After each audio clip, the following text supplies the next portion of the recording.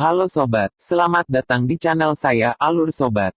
Jangan lupa di like, komen, dan subscribe. Oke, kita mulai ceritanya.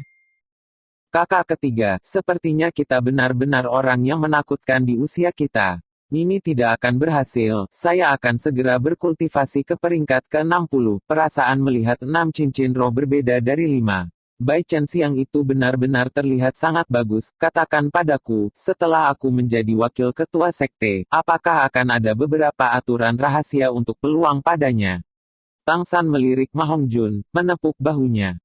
Gemuk, jika Anda ingin benar-benar mendapatkan cinta seseorang, Anda harus mulai dengan menginvestasikan cinta Anda sendiri. Meskipun Anda mungkin tidak mendapatkan pengembalian yang sesuai atas investasi Anda, jika Anda tidak menginvestasikan apapun, Anda pasti tidak akan mendapatkan pengembalian apapun.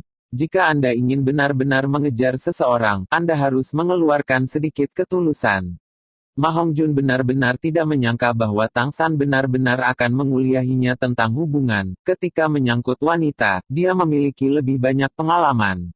Tang San benar-benar hanya tergerak oleh Xiao Wu saja, tapi apa yang dia ketahui tentang hubungan sebenarnya lebih dari Ma Hongjun. Ma Hongjun memandang wanita dengan penuh hasrat, sementara Tang San memiliki cinta yang murni.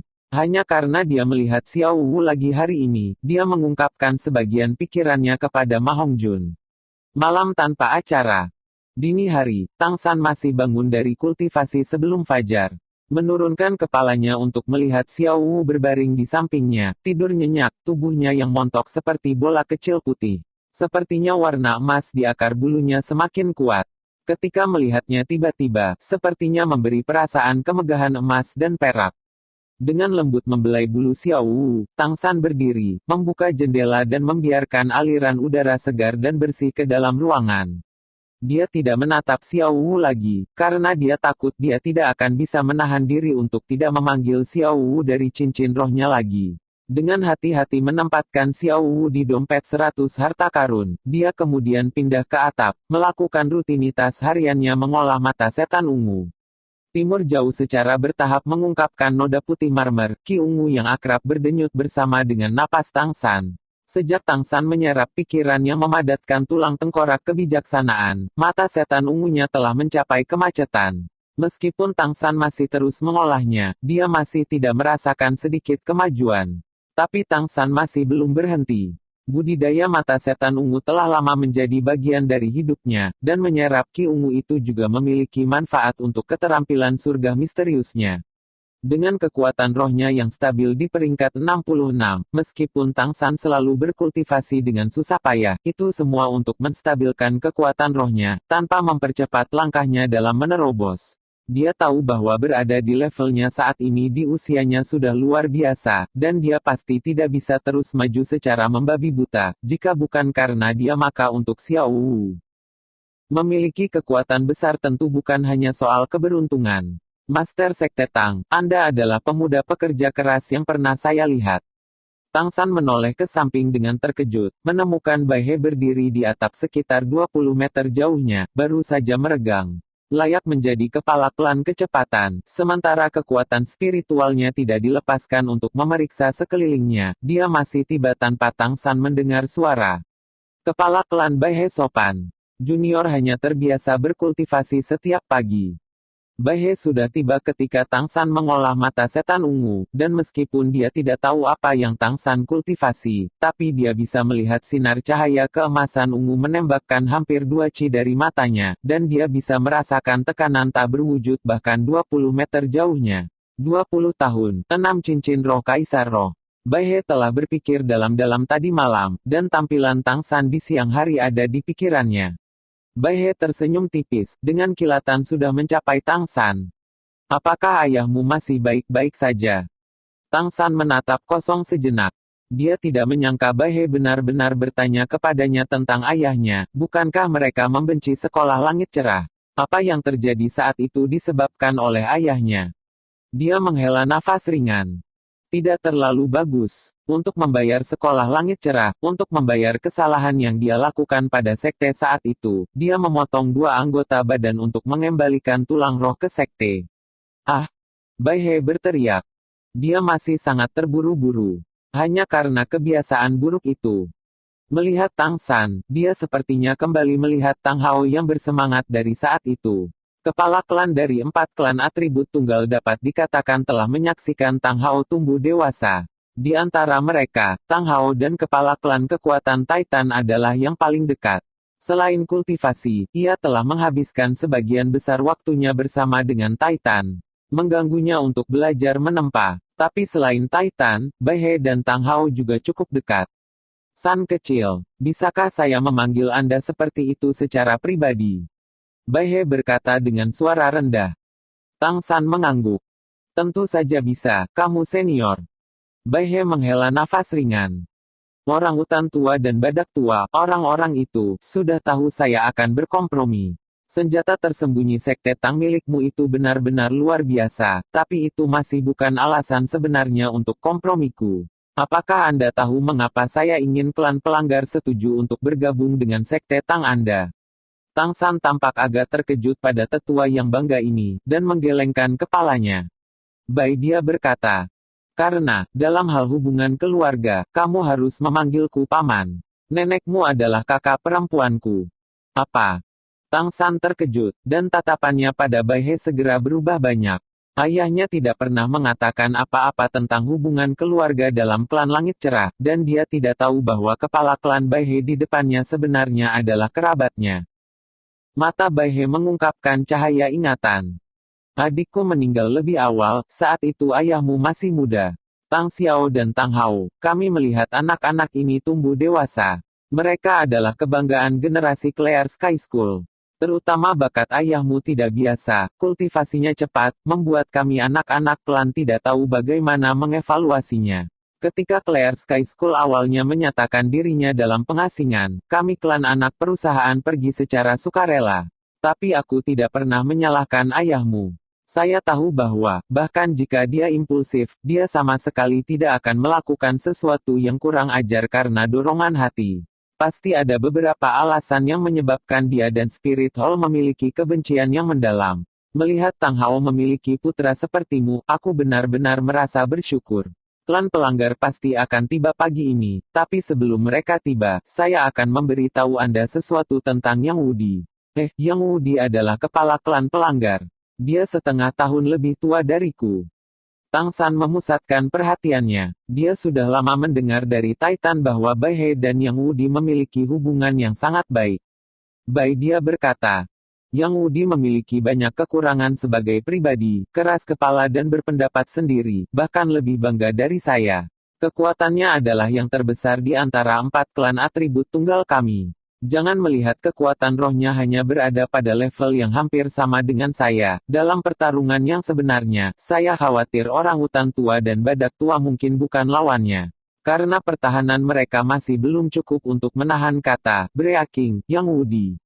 Selain berkultivasi, Yang Wudi hanya memiliki satu kesenangan, dan itu adalah keterampilan peracikan obat yang diturunkan dari klan pelanggar. Dia memiliki minat yang sangat besar dalam hal memurnikan semua jenis obat-obatan. Oleh karena itu, obat dapat dikatakan sebagai satu-satunya titik lemahnya.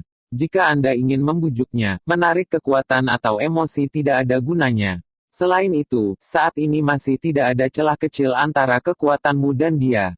Hanya dalam pengobatan kamu bisa membuatnya menyerah. Ambil ini. Saat berbicara, Bai He mengeluarkan sebuah kotak dari alat rohnya dan menyerahkannya kepada Tang San. Itu adalah kotak batu giok putih murni, panjang setengah meter, sepertiga lebarnya, benar-benar berkilau dan mengkilap, diukir dari batu giok putih lemak domba kualitas terbaik. Kakek, ini. Karena hubungan Bai He dengannya, Tang San telah mengubah bentuk alamatnya. Bai He tersenyum sedikit, berkata, ini adalah sesuatu yang saya dapatkan secara tidak sengaja. Ini juga merupakan pusaka dari klan kecepatan. Setelah saya mendapatkannya, saya selalu menimbunnya, paling takut rekan Yang Wudi akan melihatnya. Kali ini saya tidak punya pilihan selain mengeluarkannya untuk membujuknya. Saya pikir, dengan itu, Anda setidaknya dapat sedikit meningkatkan pendapat orang tua itu tentang Anda, memberi kami peluang yang jauh lebih besar. Bahkan jika Yang Wudi keras kepala, dia setidaknya masih akan memberikan wajah kurus kepada kami bertiga. Tang San dengan hati-hati membuka kotak giok. Segera, aroma manis tercium dari kotak, menembus jauh ke dalam hati. Di dalam kotak giok itu diam-diam ada ginseng panjang 1 chi. Ginseng tidak cukup untuk mengejutkan Tang San. Meskipun ginseng ini tidak kecil, itu tetap tidak langka. Yang mengejutkan Tang San adalah warna ginseng ini. Ini adalah bentuk manusia merah darah, dan terlebih lagi merah darah berkilau dan kristal.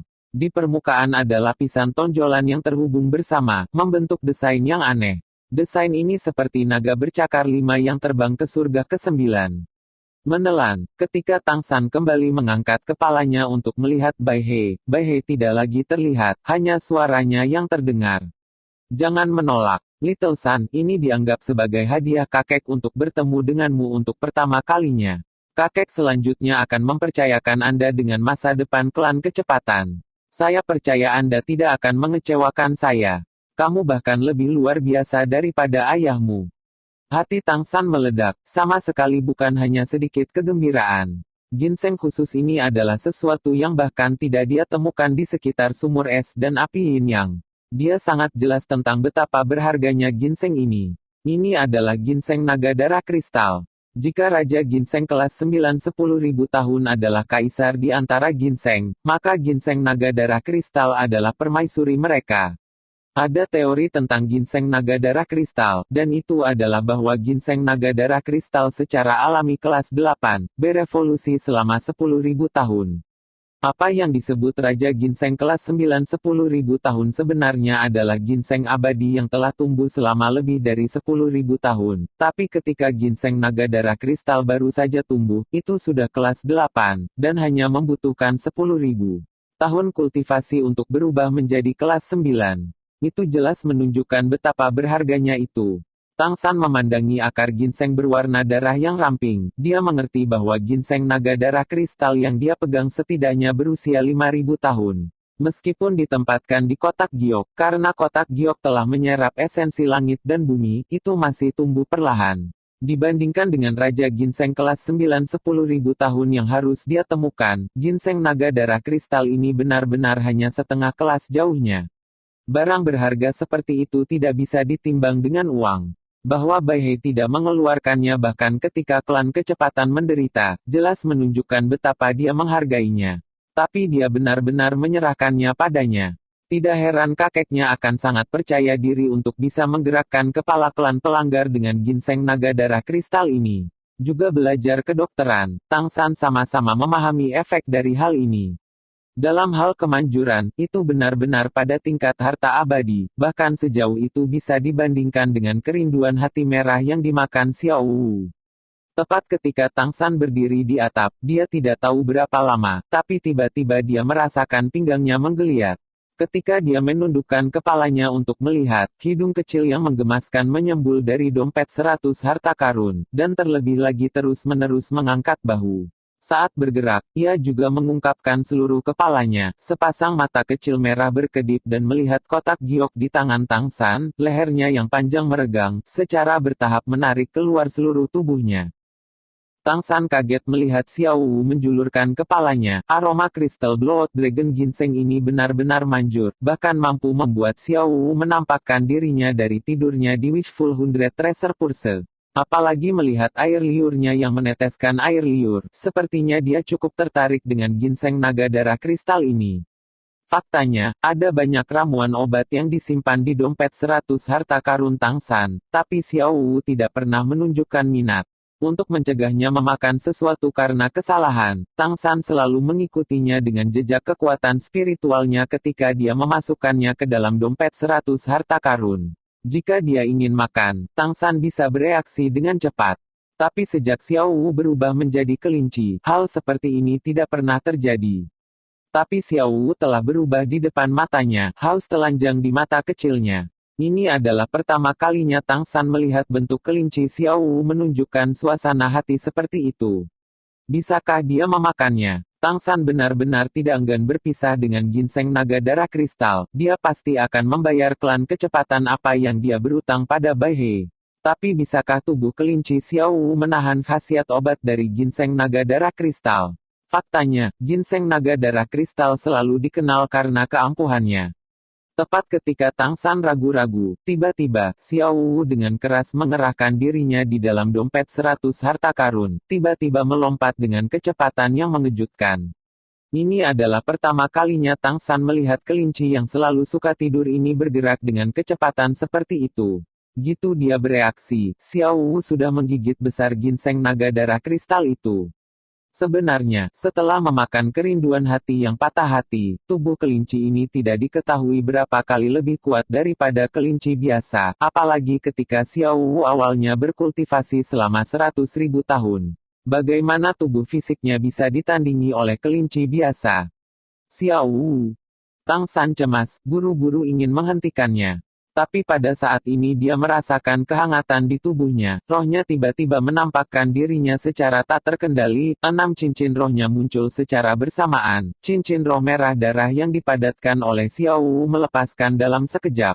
Sosok yang telah memikat Tang San kemarin muncul di hadapannya lagi. Perbedaannya adalah ilusi jiwa Xiao Wu muncul dengan paksa, tanpa ancaman apapun terhadap Tang San, melainkan karena aura itu. Tang San mengangkat kepalanya untuk melihat Xiao Wu. Dia menemukan bahwa mata Xiao Wu tiba-tiba dipenuhi dengan kejutan yang menyenangkan.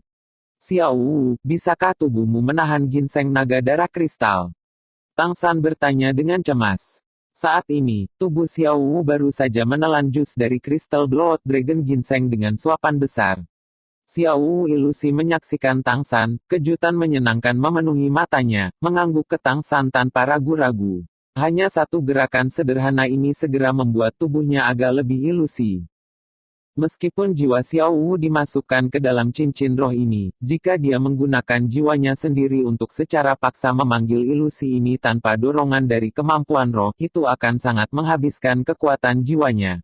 Merasakan jiwanya menghilang, Xiao Wu buru-buru kembali, siluetnya berkedip, sekali lagi menghilang ke dalam cincin roh Tang San.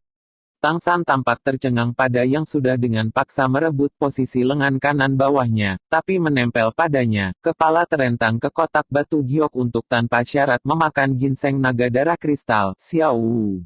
Dengan konfirmasi jiwa Xiao Wu, dia sudah jauh lebih lega. Dapat diasumsikan bahwa dengan transformasi merah kerinduan yang patah hati serta kultivasi 100.000 tahun, kemampuan tubuh Xiao Wu untuk bertahan tidak akan kurang. Melihat ekspresinya barusan, ginseng naga darah kristal ini seharusnya sangat bermanfaat baginya. Dengan demikian, ada harapan yang lebih besar untuk kebangkitan Xiao Wu. Memikirkan hal ini, Tang San segera menjadi bersemangat. Dia tentu saja tidak bisa terus berlama-lama di sini, buru-buru melompat dari atap dengan keseimbangan yang stabil, dia kembali ke kamarnya untuk menyaksikan Xiao Wu ngarai sendiri. Meskipun ginseng naga darah kristal ini tidak tampak kecil, ada sejumlah besar jus di dalamnya, tapi dengan mengisap kuat Xiao Wu, setelah bekerja beberapa saat yang tersisa hanyalah sekam kering. Tapi Xiao Wu bahkan tidak melepaskannya, bahkan memakan kulit ginseng yang sudah layu. Sepanjang proses, Tang San sudah bisa melihat perubahan pada Xiao Wu. Emas di bulunya menyebar dengan kecepatan yang terlihat dengan mata telanjang, dan dalam beberapa saat, Xiao Wu telah berubah menjadi kelinci emas yang berkilauan. Apa yang Tang San temukan lebih aneh lagi adalah, saat Xiao Wu memakan ginseng naga darah kristal itu, tubuhnya mulai mengeluarkan aroma samar. Bukan wewangian Crystal Blood Dragon Ginseng, melainkan sejenis wewangian yang membuat orang merasa mabuk.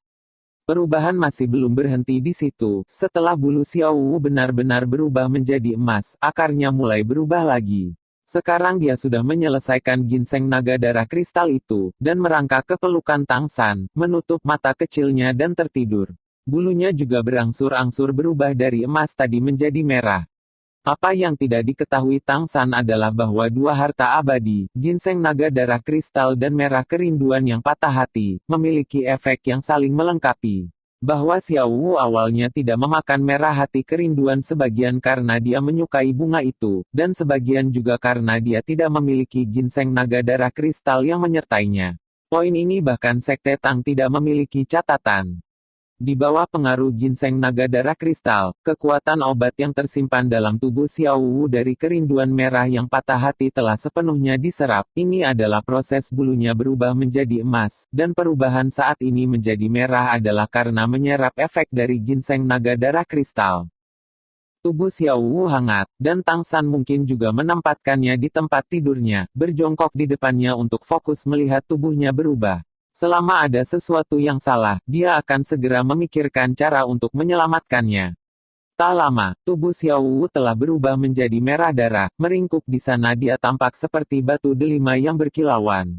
Seluruh tubuhnya berwarna merah kristal, sangat mirip dengan ginseng naga darah kristal dalam kotak giok sebelumnya. Tubuh Xiao Wu tidak tumbuh lebih besar dari efek obat, tapi Tang San diam-diam merasa bahwa aroma halus tumbuh sedikit lebih kuat. Melihatnya dengan tenang, kegugupan Tang San melampaui pertarungannya dengan Bai He kemarin. Xiao Wu bisa dikatakan sebagai hartanya yang paling penting, dan jika sesuatu terjadi padanya, Tang San mungkin akan ambruk di tempat. Anehnya, setelah tubuh Xiao Wu benar-benar merah, ia mulai menunjukkan perubahan baru. Kali ini perubahannya lebih aneh lagi. Masih dimulai dari akar bulunya, warna merah itu mulai berubah lagi, berubah menjadi putih krem seperti kelinci biasa. Bahkan lebih kenyal, bahkan lebih berkilau.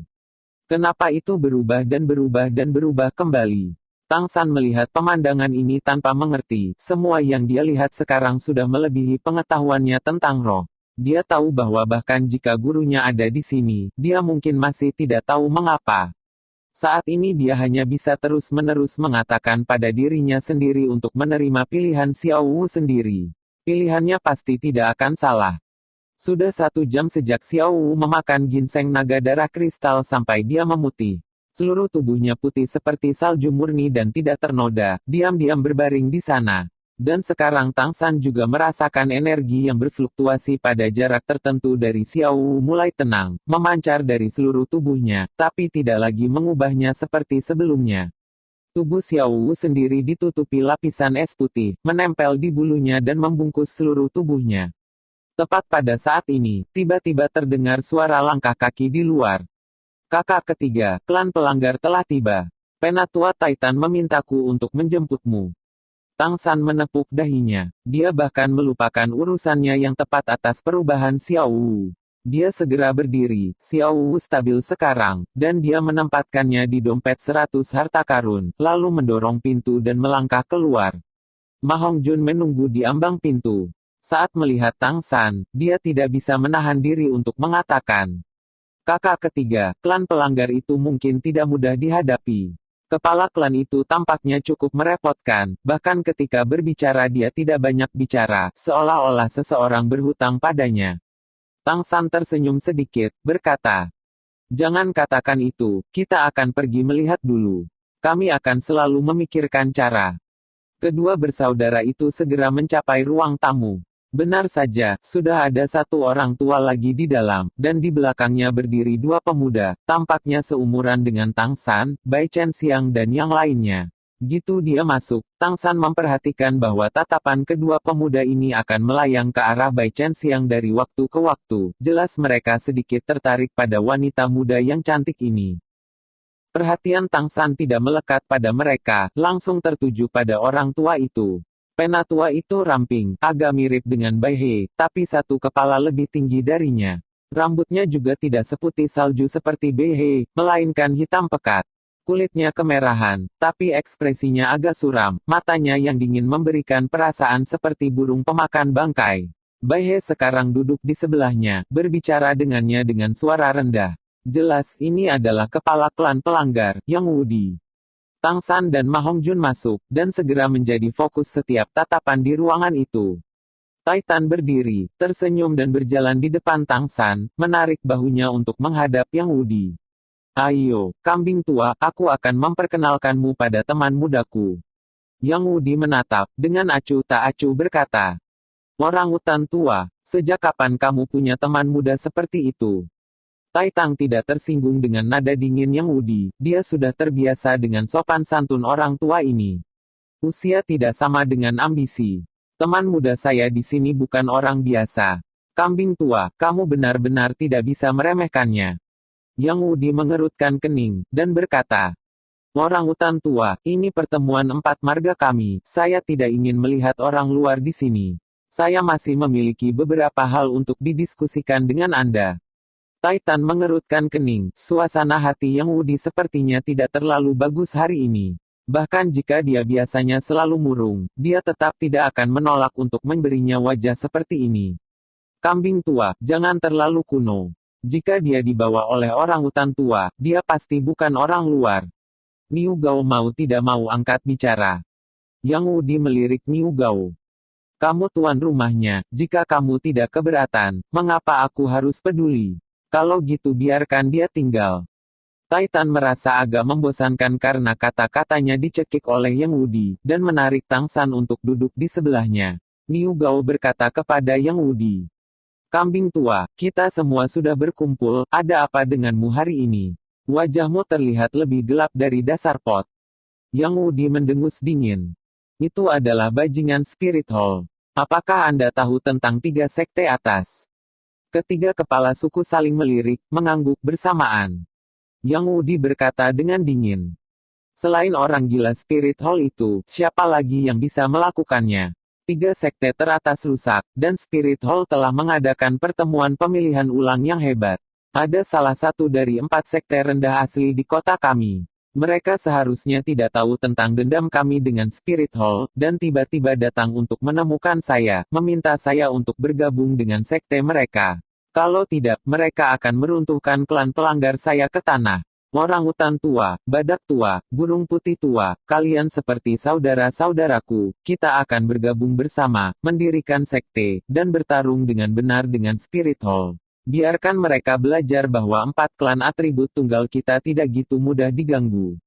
Ketiga kepala suku itu tampak tercengang pada Yang Wudi, sejenak lupa untuk berbicara. Kedalaman keluhan Yang Wudi melampaui harapan mereka sejauh ini. Sekarang sepertinya dia adalah gunung berapi yang hampir meletus. Yang Wudi memandang ketiganya.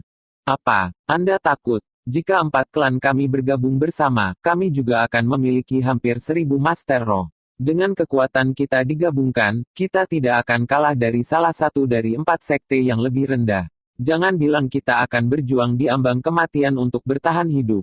Akan lebih baik untuk melawannya. Ada orang-orang dari 2 kerajaan besar yang berbisnis denganku, dan baru-baru ini aku selalu berhubungan dengan Kekaisaran Bintang Luo.